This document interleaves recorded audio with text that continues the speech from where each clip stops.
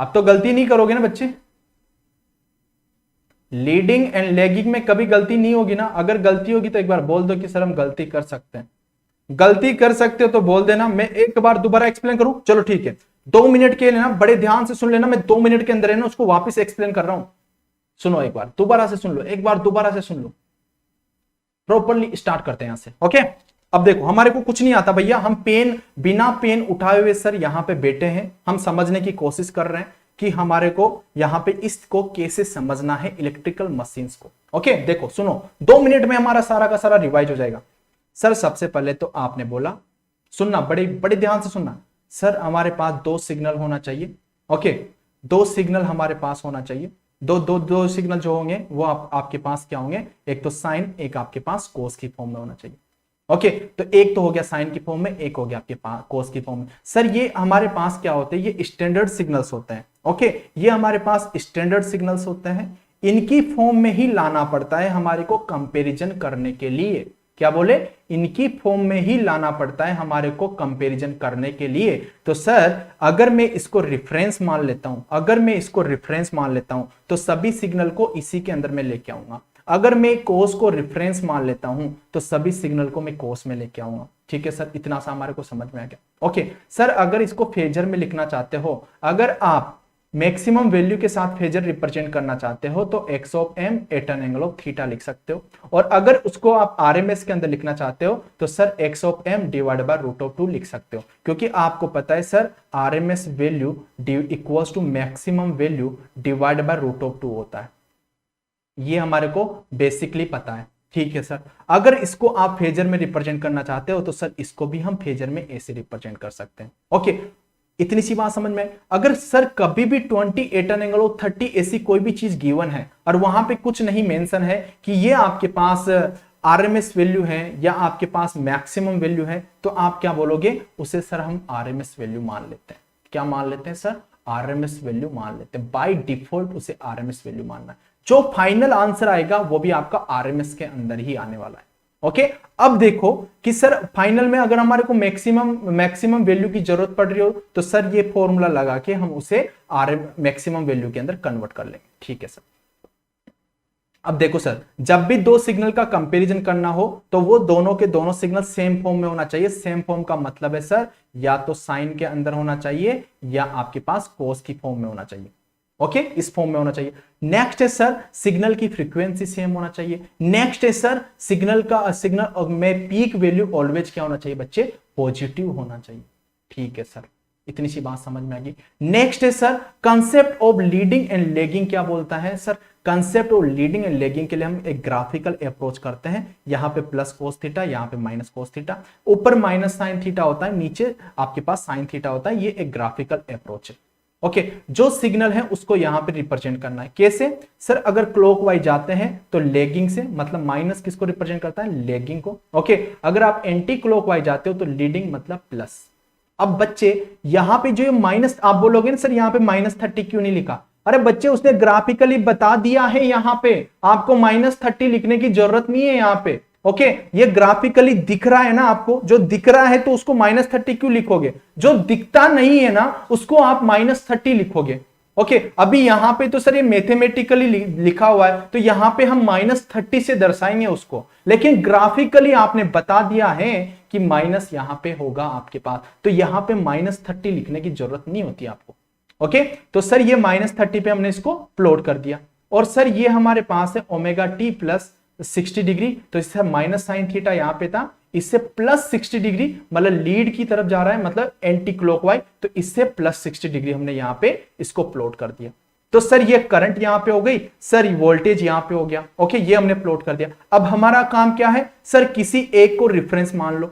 Always by default आप voltage को ही reference मानते हो। क्या मानते हो, वोल्टेज को ही रेफरेंस मानते हो। तो सबसे पहले बच्चे रेफरेंस मानना जरूरी है। जब तक रेफरेंस नहीं मानोगे तो कभी जिंदगी में लीडिंग और लैगिंग नहीं सीख पाओगे। ओके, तो रेफरेंस अगर आपने मान लिया तो आप लीडिंग भी समझ जाओगे, लैगिंग भी समझ जाओगे। सर हमने रेफरेंस मान लिया, सर ये रेफरेंस जो हमने माना इसका क्या काम है सर, अरे भैया इसको घुमाओ, एक चक्री की तरह इसको घुमाओ। क्या करो, इसको एक चक्री की तरह घुमाओ। चक्री की तरह घुमाने का मतलब क्या है सर, मतलब जो रिफरेंस मानते हैं ना, उसको वहां तक ले जाओ जिसका लीडिंग एंड लैगिंग आपको जानना है। समझ में आया? जो रिफरेंस आपने माना, इसको आप वहां तक ले जाओ जिसका आपको लीडिंग एंड लैगिंग बताना है। ओके, तो देखो हमने सर इस करंट का लीडिंग एंड लैगिंग बताना है, तो सर रिफरेंस हमने ये माना है, और रिफरेंस ये माना है तो इसको उठा के कहां पे ले जाओगे सर? इस करंट के पास। इस करंट तक पहुंचने के लिए इसको कितना एंगल ट्रेवल करना पड़ेगा सर? हम बोलेंगे सर इधर से जाएंगे तो 180 डिग्री। और सर यहां पे प्लस 180 डिग्री क्यों लिखा? प्लस 180 डिग्री इसलिए लिखा कि सर इस रेफरेंस को जब मैं प्लेन में बिठा के इधर से ले जा रहा था तो सर मेरे को लीडिंग वाला प्लॉट मिल रहा था, मतलब एंटी क्लॉकवाइज घूम रहा था, तो लीडिंग को शो करता है, इसीलिए मैंने यहां पे प्लस 180 डिग्री लिखा। ओके, और अगर सर इसको मैं इधर से ले जाऊंगा तो इधर हमारे को क्या लिखोगे? इधर माइनस 180। क्या लिखोगे? माइनस 180, क्योंकि इधर आपके पास क्लॉकवाइज है, तो सर लेगिंग को आप कैसे लिखते हो? माइनस 180। ठीक है, तो आप अब बोल सकते हो ना कि सर आपके पास जो ये करंट है इस रेफरेंस को ऐसे उठा के ले गया था, इसलिए आपने क्या बोला? Current lead voltage bye plus 180 degree. Plus 180 degree का मतलब क्या है? लीडिंग। ओके, और यहां पे अब देखो इसको मैं ऐसे ले गया था, तो इसका मतलब क्या था? जो करंट है वो लेग हो रही है वोल्टेज से कितना? माइनस 180 डिग्री, क्योंकि हम इसको रेफरेंस को ऐसे घुमा के ले जा रहे हैं। लेगिंग वाला मिल रहा है, इधर लीडिंग वाला मिल रहा है। ओके बच्चों, तो इतनी सी बात समझ में आ गई सभी को? चलो ठीक है, ठीक है। तो यहां पे सेकंड मैंने इसके थ्रू बताया कि पोलर के फॉर्म में इसको कन्वर्ट करके कैसे आपको सोल्व करना है, ये सारी चीजें मैंने आपको यहां पे बताने की कोशिश की। अब देखो next, concept of power. Concept of power की ओर आगे बढ़े। ओके, देखो अगर मैं आपसे बात करूं कि आपके पास वोल्टेज एक सिग्नल है, ये आपके पास Vm है, sign omega of T plus theta 1। Okay, ये बारीक बारीक सी चीजें आपको पता होगी। ओके, पहले ही पता होगी, लेकिन मेरी को यहां पे नीड पड़ेगी इलेक्ट्रिकल मशीन के अंदर, इसलिए मैं इन चीजों को बता रहा हूं आपके लिए। ओके, नेक्स्ट है आपके पास current i of T equals to i m sine omega of T plus theta 2। Okay, अगर मैं आपसे यहां पे बात करूं, अगर मैं आपसे यहां पे बात करूं कि बच्चे आप यहां पे ना instantaneous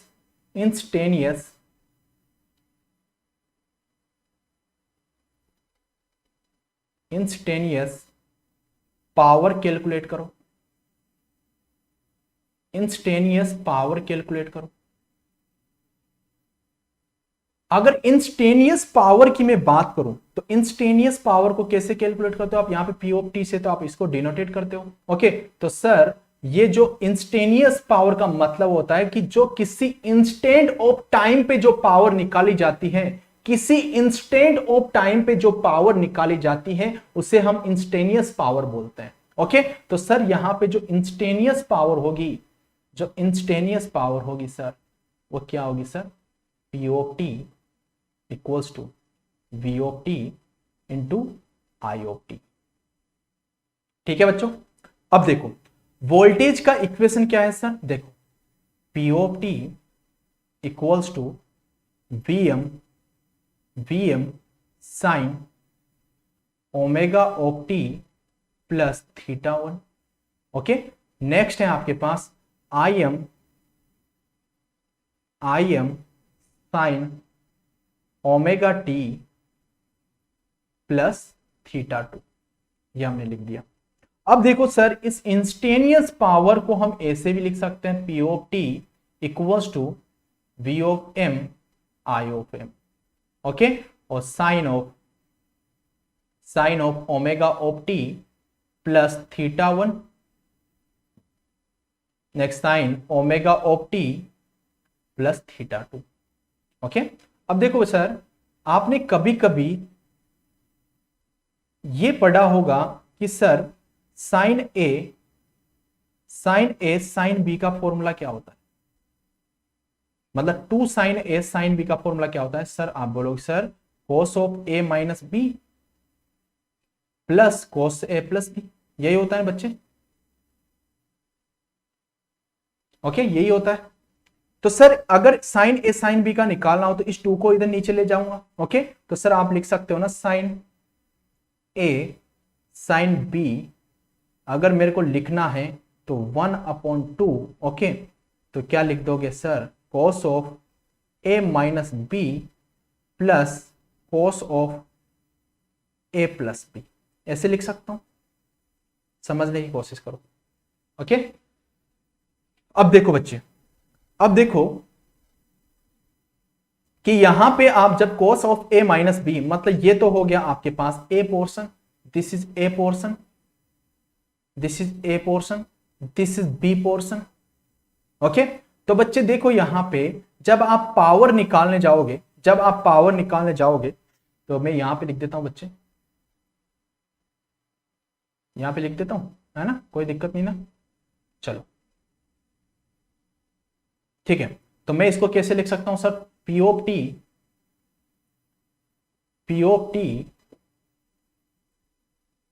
P of T equals to we M I M, V M I M divided by two, divided by two. Okay, तो अब सबसे पहले क्या लिखोगे आप, cos a minus B, A minus B करोगे तो ओमेगा टी से ओमेगा टी कट हो जाएगा, थीटा 1 माइनस थीटा 2 हो जाएगा, तो आप क्या लिख सकते हो, cos of theta 1 minus theta 2 लिख सकते हो बच्चे।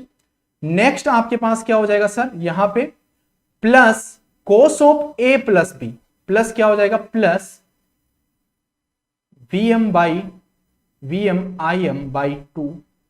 ओके, तो क्या हो जाएगा, cos ऑफ कितना हो जाएगा बच्चे, दोनों का एडिशन, तो 2 ओमेगा ऑफ टी हो जाएगा, 2 omega of T plus theta 1 plus theta 2। इतनी सी बात हो गई। चलो ठीक है सर, इतनी सी बात हो गई। अब देखो बच्चों, मैं इसको नेक्स्ट पेज पे लिखता हूं, वहां पे आपको ज्यादा समझ में आएगा। देखो, instantaneous power, instantaneous power equals to, अभी तक बच्चे इलेक्ट्रिकल मशीन स्टार्ट नहीं हुआ है ना, अभी तक आपका इलेक्ट्रिकल मशीन स्टार्ट नहीं हुआ है। अब देखो, divided by 2, okay, this is cos of theta 1 minus theta 2 plus V M I M cos of 2 omega of T plus theta 1 plus theta 2, ये हो गया हमारे पास। अब बच्चे ये बताओ कि जो आपके पास ये मैंने लिखा है, आपको पता है ना सर, ये जो 2 होता है ना, जो दो लिखा रहता है, इसको आप root of 2 into root of 2 लिख सकते हो, क्योंकि रूट ऑफ 2 का रूट ऑफ 2 से आप मल्टीप्लाई करते हो तो हमारे पास 2 आ जाता है। तो इस 2 को सर मैं रूट ऑफ 2 लिख सकता हूं। ओके बच्चे, लिख सकता हूं ना, तो आप बोलोगे सर इसको हम लिख सकते हैं sir P of T equals to we M by root of 2। Okay, और इसको भी लिख सकते हो हम sir I M by root of 2 cos of theta 1 minus theta 2, and this is Vm Im by root of 2 by root of 2. Okay, this is cos of 2 omega of t plus theta 1 plus theta 2, ये हमने लिख दिया। अब बच्चों आपको पता है कि ये जो आपने ये जो टर्म लिखी है ना बच्चा, ओके, ये क्या है आपके पास, ये क्या आपके पास ये वैल्यू आपके पास टाइम पे डिपेंडेंट है क्या? आप बोलोगे sir this value time independent value. क्या है? Time independent value. तो आप लिखोगे सर यहां पे time independent, time independent value लिख सकते हो ना, इसका नामकरण कर सकता हूं ना बच्चे, time independent value. Okay, this is time independent value लिख सकता हूं। दिस इज, इसको इसका दूसरा नामकरण क्या कर सकता हूं sir, this is constant value, constant value लिख सकता हूं बच्चे। या आप इसे आप लिख सकते हो sir this is steady state power, this is steady state power. Okay, या आप बोल सकते हो this is steady state value, steady state value. Sir इसका और भी नाम, इसके तो कितने सारे नाम है sir. This is real power sir, this is real power, ये सब कुछ इसी के नाम है। कितने, मतलब आप समझ रहे हो, आपका तो एक ही नाम होगा, इसका नामकरण देखो पूरा एक लिस्ट भरता हुआ जा रहा है, इतने सारे इसके नाम है। ओके, रियल पावर किसी भी नाम से पूछा जा सकता है भैया। This is real power. Okay, this is active power, active power, this is useful power, ये सब कुछ इसके नामकरण है भैया। क्या नाम है, यूजफुल पावर। दिस इज, अभी तो इसका नामकरण खत्म नहीं हो रहा यार, इतने सारे नाम है। दिस इज वोल्टेज पावर, इतने तो सारे नाम है सर इसके, voltage power. This is AC power, this is AC power, इतने सारे नाम है सर। अब देखो यार, मतलब time independent value, constant value, steady state value, real power, active power, useful power, voltage power, AC power, सब कुछ तो इसी के नाम है, सब कुछ तो इसी के नाम है। अब देखो बच्चे, हम यहां पे क्या गलती करते हैं, सबसे पहले सुनो, ये आपके पास जो पावर आई है, ये जो आपके पास एसी पावर आई है, ओके, उसके बाद आप क्या लिखोगे, this is average power. Average power भी इसी का नाम है, एवरेज पावर भी इसी का नाम है, मतलब दिस इज, आप यहां पे लिख सकते हो this is power average, average power. अब सर ये जो हमारे पास एवरेज पावर है, तो आप ये बताओ बच्चे, ये एवरेज पावर एसी पावर है या डीसी पावर, जल्दी बताओ, ये एसी पावर है डीसी पावर है?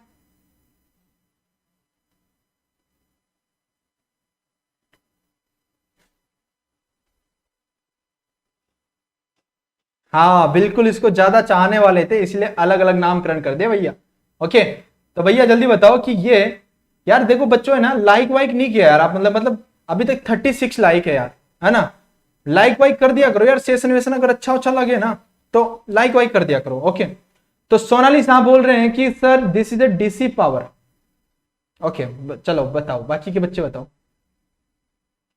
ओके, सुमित राज बोल रहे हो sir this is DC power, average power मतलब डीसी पावर। ओके, बाकी के बच्चे बताओ, बाकी के बच्चे बताओ, क्योंकि हमारे कंसेप्ट में बहुत सारी प्रॉब्लम्स होती है, बहुत सारी गलतियां होती है, हम सीख नहीं पाते हैं कि भैया हमारे को क्या क्या चीज नहीं आती है। आज सीखने की कोशिश करना आप, ओके, आज समझने की कोशिश करना।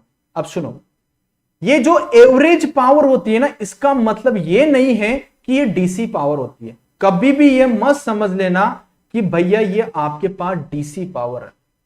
अगर सर्किट ही आपके पास एसी है तो भैया पावर भी तो आपकी एसी ही आएगी, डीसी कहां से आ जाएगी?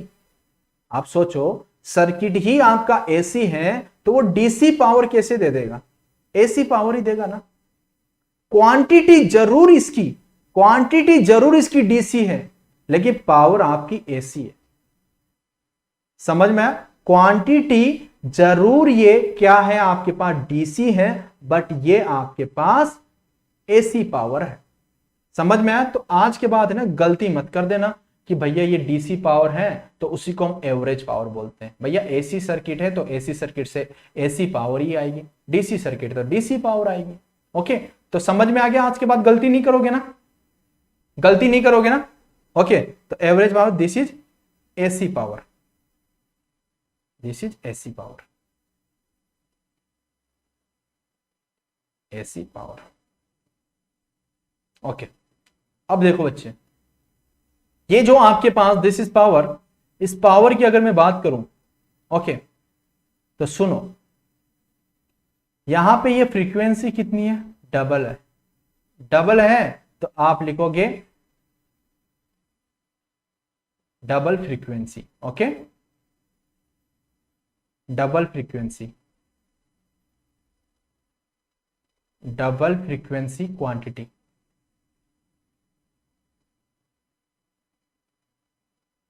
Double frequency quantity.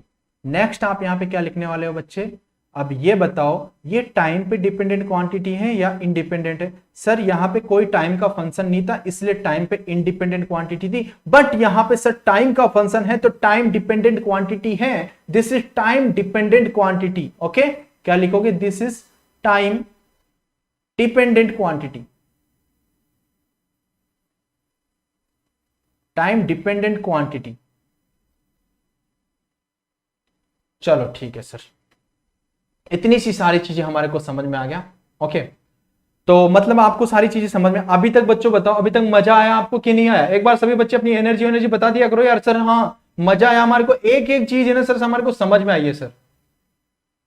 ओके, हमारे को एक एक चीज यहां पे समझ में ही आई है सर। ओके, चलो आगे बढ़े। चलो इतनी सी चीजें तो हम नेटवर्क में अभी परवीन सर आपको बताने वाले हैं। नेटवर्क का नॉलेज होना जरूरी है इलेक्ट्रिकल मशीन पढ़ने के लिए। ओके, इसलिए अभी तो मैं नेटवर्क ही बता रहा हूं आपको, अभी तक मशीन का तो पार्ट ही नहीं आया। अभी 2 दिन बाद आपको इलेक्ट्रिकल मशीन्स देखने को मिलेगी। ओके, तो इसलिए मैं बेसिक नॉलेज आपको दे रहा हूं बच्चों, बेसिक नॉलेज। ओके, अब देखो ये तो सर हो गया इंस्टेनियस पावर, जो किसी इंस्टेंट पे पावर निकाली जाती है। अब नेक्स्ट है जो हमारे पास क्या है, कॉम्प्लेक्स पावर। कौन सी पावर है बच्चे? Complex power.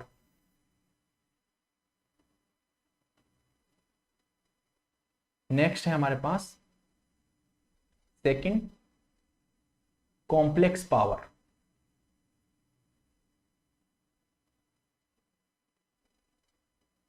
कॉम्प्लेक्स पावर देखो, अब जो ये कॉम्प्लेक्स पावर होती है बच्चे, जिसे आप एस से रिप्रेजेंट करते हो।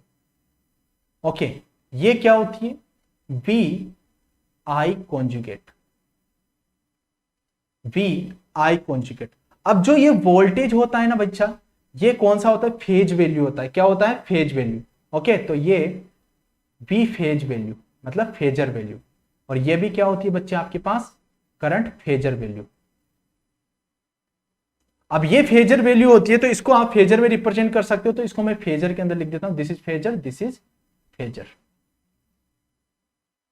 ओके, दिस इज फेजर, इसको मैंने फेजर के अंदर लिख दिया। इसी को आप active power and reactive power के अंदर भी लिख सकते हो, P प्लस जे क्यू, P प्लस जे क्यू।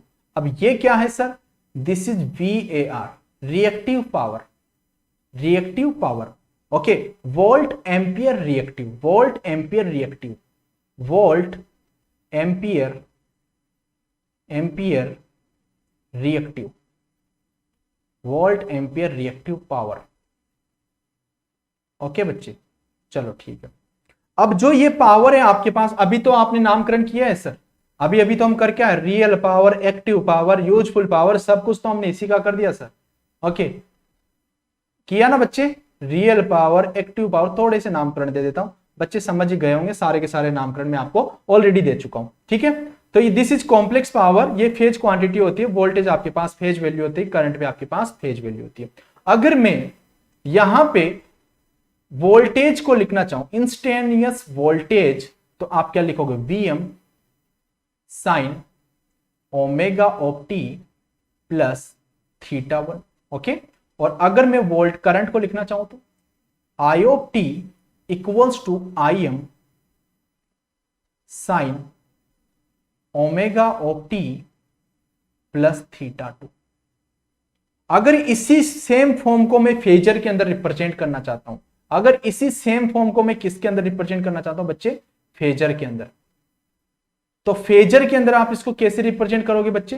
तो ये फेजर के अंदर हम इसको लिख देंगे V phasor Vm by root of 2, this is RMS value. Okay, इसको कैसे रिप्रेजेंट किया? फेजर के अंदर Vm by root of 2 at an angle of theta 1, लिख सकता हूं ना? ओके, या आप इसी को ऐसे लिख सकते हो, V RMS at an angle of theta 1, लिख सकता हूं। अगर मैं इस करंट को भी, ये तो वोल्टेज को आपने फेजर के अंदर लिख दिया, इस वोल्टेज को आपने फेजर के अंदर लिख दिया, अगर इस करंट को भी मैं फेजर के अंदर लिखना चाहता हूं तो क्या लिखोगे सर? आप बोल दोगे sir this is phasor value equals to Im by root of 2। Okay, Im by root of 2 at an angle of theta 2, या आप इसको लिख सकते हो IRMS at an angle of theta 2। चलो ठीक है सर, ठीक है, तो यहां पे हमने यहां पे लिख दिया है IRMS at an angle of theta 2। अब देखो यहां पे जब आप कॉम्प्लेक्स पावर लिखने जाओगे, ओके, तो इस कॉम्प्लेक्स पावर को कैसे लिखोगे? This is V R M S, okay, this is I R M S. Okay, तो मैं लिख देता हूं V R M S, okay, at an angle of theta 1, okay, multiplication current, okay, this is I R M S at an angle of theta 2, this is conjugate. ये आपने conjugate कर दिया, क्योंकि ये आपके पास फेजर क्वांटिटी है बच्चे। ये कौन सी क्वांटिटी है आपके पास? Phasor quantity. यहां पे ही मैंने बता दिया, this is phasor quantity, this is phasor quantity. इसको कर दिया आपने कॉन्जुगेट। अब देखो बच्चे, अब आप जब इस कॉन्जुगेट को अंदर लेके जाओगे तो ये एंगल जो होगा ये माइनस ऑफ थीटा में रिप्रेजेंट हो जाएगा। होगा कि नहीं होगा? ये जो एंगल होगा ये माइनस ऑफ थीटा के अंदर रिप्रेजेंट हो जाएगा। अब आपने कभी कभी ये देखा होगा कि जब दो एंगल का मल्टीप्लीकेशन होता है, जैसे कि थीटा 1 मल्टीप्लीकेशन थीटा 2, तो इसको मतलब क्या होता है कि एंगल को ऐड कर दो, थीटा 1 प्लस थीटा 2। अगर मैं बोलूं कि एक एंगल आपके पास थीटा 1 है और दूसरा एंगल आपके पास थीटा 2 है, अगर इसको लिखना है तो आप क्या लिख दोगे? Angle of theta 1 minus angle of theta 2। इतना तो हमारे को पता होगा, एंगल के बारे में थोड़ा सा नहीं होगा। ओके, तो बच्चे देखो यहां पे देखो कि आपके पास V R M S at an angle of theta 1, I R M S at an angle of theta 2, उसका होल पावर आपके पास कॉन्जुगेट है। तो ये कॉन्जुगेट इस थीटा को किसके अंदर रिप्रेजेंट कर देगा? माइनस के अंदर रिप्रेजेंट कर देगा। तो ये क्या हो जाएगा आपके पास? Minus of theta. ये क्या हो जाएगा आपके पास? Minus of theta. तो इसको मैं क्या लिख सकता हूं? नेक्स्ट पेज में लिखता हूं। ओके, तो S equals to V R M S I R M S at an angle of theta 1 minus theta of 2। Minus of theta 2 क्यों लिखा मैंने यहां पे? माइनस ऑफ थीटा 2 क्यों लिखा? क्योंकि ये कॉन्जुगेट जब अंदर जाएगा तो इस थीटा को किसके अंदर रिप्रेजेंट कर देगा? माइनस ऑफ थीटा के अंदर। ये माइनस ऑफ थीटा है, ये प्लस थीटा है, तो थीटा 1 माइनस ऑफ थीटा 2 आप यहां पे लिख दोगे। समझ में आया बच्चों? तो ये बच्चे, ये हो गया हमारे पास एक quantity, this is magnitude, this is magnitude, this is angle. ये आपने इसको फेजर के अंदर लिख दिया, मतलब इसको आपने पोलर फॉर्म के अंदर लिख दिया। ये तो हो गया आपके पास कॉम्प्लेक्स पावर। कॉम्प्लेक्स पावर को आपने पोलर फॉर्म के अंदर रिप्रेजेंट कर दिया। अब आपको ये फॉर्म पता होगी, ओके, कि R at an angle of theta, R at an angle of plus minus theta. इसको कैसे लिखते हो बच्चे? आप बोलोगे सर इसको R cos of theta plus minus J R sine of theta लिखते हो ना? इसको ऐसे ही लिखते हो ना, R cos of theta plus minus J R sine of theta. अब देखो बच्चे कि जब आपके पास वी आर क्या है, आपके पास V R M S I R M S, this is R, तो आपके पास कॉम्प्लेक्स पावर कितनी हो जाएगी बच्चे? कॉम्प्लेक्स पावर कितनी हो जाएगी आपके पास? आप बोलोगे सर आर का वैल्यू तो V R M S I R M S है हमारे पास। ओके, तो ये हो गया हमारे पास V R M S, this is I R M S, this is cos theta. Cos के अंदर क्या लिखोगे सर? Cos of theta 1 minus theta 2।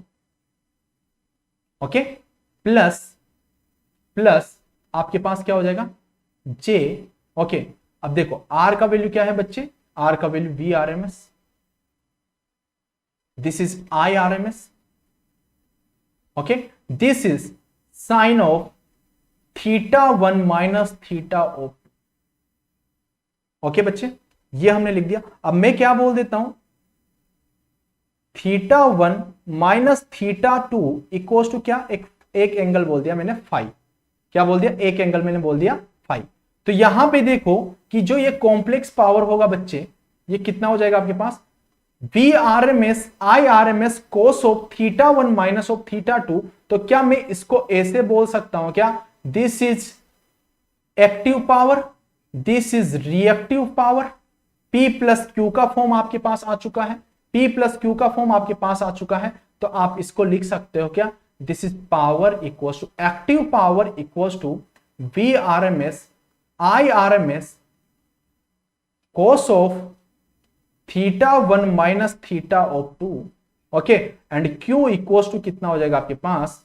We R M S I R M S, okay, sine of ऐसा करता हूं, θ1 minus θ2 क्या लिख देता हूं, डायरेक्टली फाइव लिख देता हूं। ओके, मैंने इसको फाइव से रिप्रेजेंट कर दिया है, तो इसको मैं क्या लिख देता हूं, दिस इज फाइव।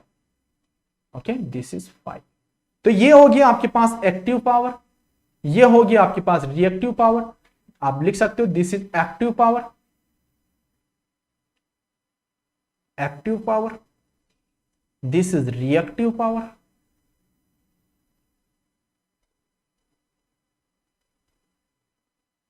ठीक है, चलो ठीक है सर, ये हमने एक्टिव पावर भी लिख दिया और यहां पे रिएक्टिव पावर भी लिख दिया। अब देखो, अगर मैं आपसे पूछूं, ये तो होगी आपके पास कॉम्प्लेक्स पावर, अगर मैं आपसे एपरेंट पावर की बात करूं कि एपरेंट पावर क्या होती है, अगर मैं आपसे बात करूं एपरेंट पावर, तो एस एपरेंट की बात करूं, एपरेंट पावर, तो एपरेंट पावर क्या होता है भैया, magnitude of V R M S I R M S का मैग्नीट्यूड, ये क्या होती है बच्चे हमारे पास एपरेंट पावर। मतलब RMS voltage and RMS current का मैग्नीट्यूड क्या होती है बच्चे हमारे पास, एपरेंट पावर। ओके, ठीक है, तो एपरेंट में एंगल नहीं लेते, ओनली मैग्नीट्यूड लेते हैं। अब देखो बच्चे, अगर मैं आपसे बोलूं कि हमने जो एक्टिव पावर लिखा वो sir V R M S और I R M S cos of theta आपने जो लिखा, तो क्या सर मैं इसको एस एपरेंट पावर बोल सकता हूं, बोल सकता हूं बच्चे, इसे एस एपरेंट पावर बोल सकता हूं। तो क्या सर मैं यहां से अगर पावर फैक्टर की बात करूं, अगर मैं यहां से पावर फैक्टर की बात करूं, तो आप बोल सकते हो ना सर cos ऑफ फाइव क्या होता है, एक पावर फैक्टर होता है, और इस पावर फैक्टर को हम क्या लिख सकते हैं sir, P upon S apparent. S apparent मतलब active power divided by active power, active power, active power by apparent power, apparent power, ये क्या होता है हमारे पास, पावर फैक्टर। अगर मैं यहां पे लिखना चाहूं कि Q equals to V R M S I R M S sine of phi, तो आप लिख सकते हो ना बच्चे कि sir this is S apparent, और ये एपरेंट पावर है, तो सर इसको हम कैसे लिख सकते हैं सर, तो सर यहां पे हम लिख सकते हैं सर साइन ऑफ फाइव लिख सकते हो या एस एपरेंट लिख सकते हो। ओके, तो आप लिख सकते हो sir sine of phi equals to reactive power by S apparent power. क्या इतनी सी बात सभी बच्चों को समझ में आ गई, this is triangle, this is triangle, ये ट्राइंगल सभी को पता होगा। ओके, अब देखो बच्चे, इस ट्राइंगल में this is theta, this is active power, active power, this is P, this is reactive power, reactive power, this is Q, this is apparent power. क्या बच्चों यहां तक आपको मजा आया? ओके, क्योंकि हमारी से छोटी छोटी गलतियां बहुत होती हैं, क्योंकि कुछ कंसेप्ट हमारे अच्छे नहीं होते, इसलिए हम गलतियां करते जाते हैं, इसलिए आज का सेशन मेरे को इस बेसिक पे लेना जरूरी था। ओके, मैंने आपको बता दिया। अब देखो, थोड़ी सी एक और बात मैं बताता हूं आपको, देखो सुनो, बड़े प्यार से सुनो, सुनते जाना, बस 10 से 15 मिनट का सेशन और बचा हुआ है, उसके बाद हम सेशन को क्लोज कर देंगे। देखो सुनो, क्योंकि 1.5 घंटे का सेशन है ना, चिंता मत करो, मतलब आज है ना आप प्रॉपरली सीख के जाओगे, आए हो तो भैया कुछ तो लेके जाओगे। नोट डाउन किसी ने नहीं किया ना, एक बार बताओ, नोट डाउन किस किसने किया, एक बार मेरे को बताओ, और किस किसने नहीं किया।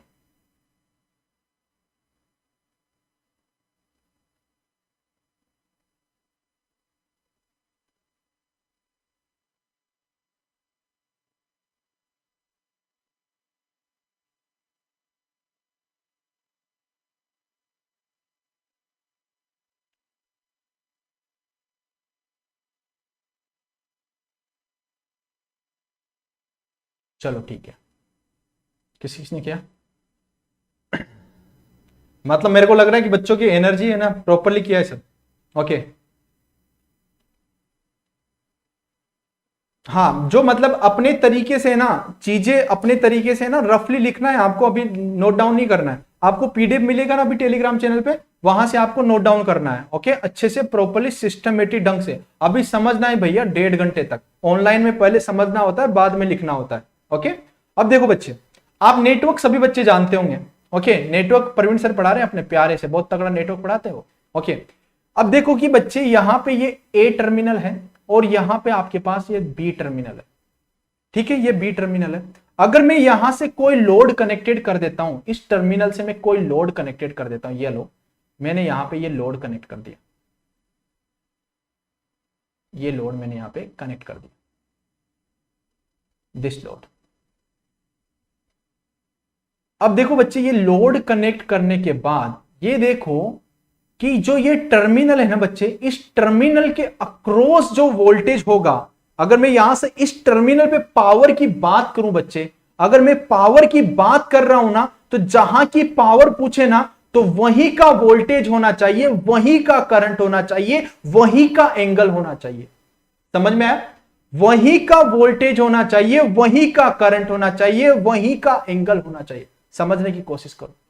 अगर मैं यहां पे इस टर्मिनल पे पावर की बात कर रहा हूं कि इस टर्मिनल पे आप पावर फाइंड आउट करो, एक्टिव पावर फाइंड आउट करो, रिएक्टिव पावर फाइंड आउट करो, एंड आपके पास एपरेंट पावर फाइंड आउट करो, इस टर्मिनल पे फाइंड आउट करो। कैसे करोगे? देखो सर, इस टर्मिनल के अक्रॉस में जो भी वोल्टेज होगा वो VAB होगा। ठीक है, इस टर्मिनल पे यहां पे जो भी करंट आ रहा होगा, ये ऐसे आ रहा होगा, इसको मैंने बोल दिया दिस इज IAB। अब देखो सर, अगर मैं यहां पे पावर AB, PAB, ओके, यहां पे AB टर्मिनल पे पावर की बात करूं, एक्टिव पावर की बात करूं, तो आप क्या लिखोगे? VAB। कहां का वोल्टेज? इस टर्मिनल का वोल्टेज। ओके, करंट, इस टर्मिनल की करंट,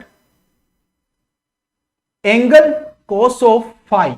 ये जो फाई होगा ना बच्चे, फाई AB, इसी टर्मिनल पे जो वोल्टेज है, इसी टर्मिनल पे जो करंट है, उसके बीच का ये एंगल होता है। यहां पे सबसे बड़ी गलती होती है। ओके, जो बच्चे ये फाई होता है, फाई AB, इसी टर्मिनल के अक्रॉस जो वोल्टेज है, इसी टर्मिनल पे जो करंट है, इनके बीच का एंगल होता है। ओके,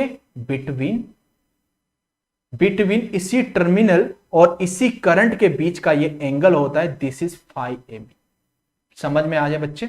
अगर मैं यहां पे रिएक्टिव पावर की बात करता AB टर्मिनल पे, तो आप निकाल देते सर VAB और IAB और साइन फाई AB। यहां पे हम सबसे बड़ी गलतियां कर देते हैं। हमको ये नहीं पता होता कि कहां की करंट लेनी होती है, कहां का वोल्टेज लेना होता है, कौन सा एंगल लेना होता है। तो आज ये गलती आज के बाद नहीं होना चाहिए भैया। जहां की पावर पूछी है, वहां का वोल्टेज, वहां की करंट, वहां पे जो वोल्टेज और करंट है, उसके बीच का एंगल, ये हमारे को सर लेना होता है। अगर ये सारी चीजें हम ले लेंगे, तो हमारे से जो भी पूछेगा वो क्वेश्चंस हम बना लेंगे। ओके, अब देखो यहां पे अगर आपसे कॉम्प्लेक्स पावर पूछता, तो VIAB फेजर क्वांटिटी होती है, दिस इज कॉन्जुगेट। अगर एपरेंट पावर पूछता बच्चे, तो आप बोलते जो AB टर्मिनल है, वहां का जो बच्चे RMS वोल्टेज है वो, और आपके पास AB टर्मिनल है, जो करंट है उसका RMS वैल्यू। ओके, तो क्या बच्चे इस टर्मिनल पे आपको सारी चीजें, जो भी आपसे गलतियां होती हैं, आज के बाद क्या गलतियां नहीं करोगे आप? अरे बिल्कुल, आपको पीडीएफ मिलेगा, चिंता क्यों करते हो प्रकाश। ओके, तो यहां पे देखो, आज के बाद आप गलतियां नहीं करोगे ना। जहां की पावर पूछी जाती है, वहीं की पावर बताओ बच्चे, वहीं का वोल्टेज लो, वहीं की करंट लो, वहीं पे जो एंगल आपको निकालना है, उसी वोल्टेज उसी करंट के बीच का वो एंगल होता है। ठीक है सर, थोड़ा सा आगे की ओर बढ़ते हैं। लास्ट टॉपिक, आज का लास्ट टॉपिक है हमारा concept of concept of absorbing and delivering. Okay, अब देखो बच्चे कैसे आपके पास पावर डिलीवर होता है, कैसे एब्जॉर्ब होता है, ये कुछ नहीं होता है एक प्रकार से, तो एब्जॉर्बिंग डिलीवरिंग कुछ होता नहीं। ओके, देखो नेटवर्क में आपने पढ़ा होगा, देखो जैसे कि मैं बोल देता हूं कि ये एक आपके पास एक एलिमेंट है, ये आपके पास एक एलिमेंट है, ये दूसरा आपके पास एलिमेंट है।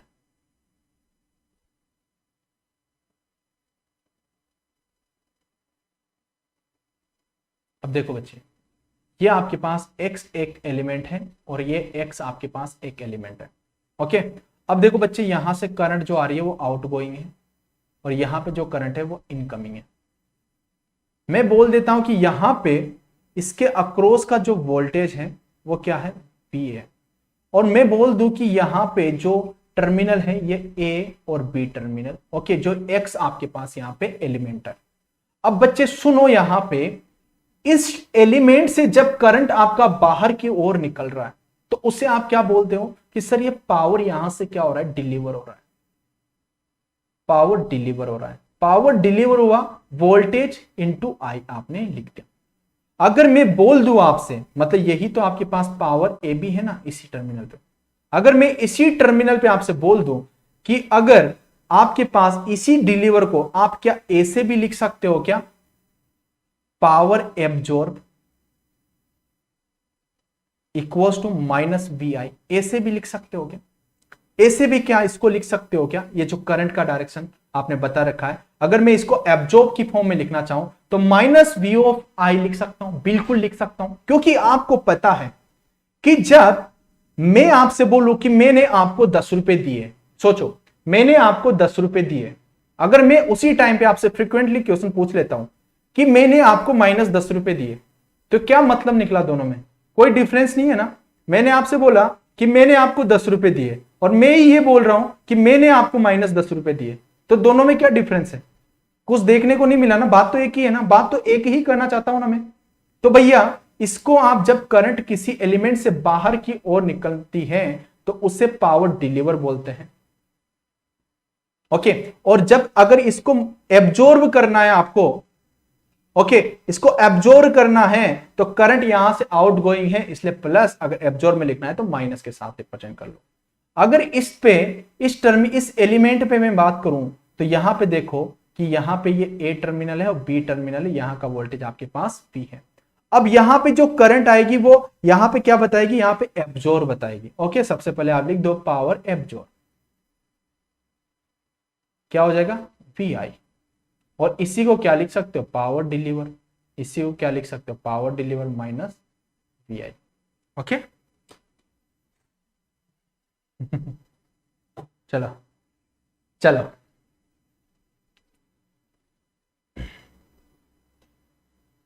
चलो आगे बढ़े।